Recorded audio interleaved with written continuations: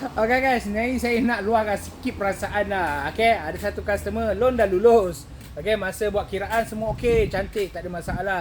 Tapi bila loan dah dapat, dah tengok bulanan, tiba-tiba dia persoalkan kenapa bulanan kereta lebih mahal daripada kereta Beza. Padahal kau beli kereta Vios second hand 2020. Okay, 2020 punya Vios, kau expect dapat bulanan macam kereta Beza baru ke? Aduh.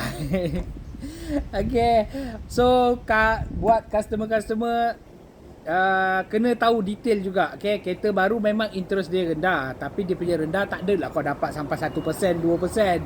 Okay, at least pun dekat 2.8, 3%, 3.1 pun jadi.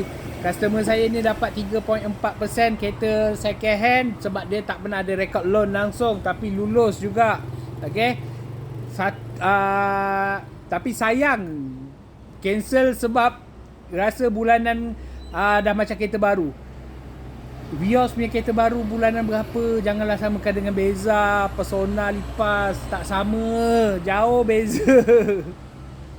Tapi tak apalah, semua ada pendapat masing-masing. Kalau dia rasa kereta Beza tu lagi berbaloi beli baru, silakan. Kita tak ada memaksa.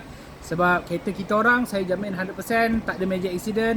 Ada warranty 3 tahun lagi kita bagi. Berbanding dengan kereta baru, memang dapat 5 tahun, tapi dia bagi 150,000 sahaja mileage. Saya punya unlimited mileage untuk 3 tahun. Okay, so kalau rasa berminat nak submit loan dengan saya, jangan risau, saya buat kiraan yang betul.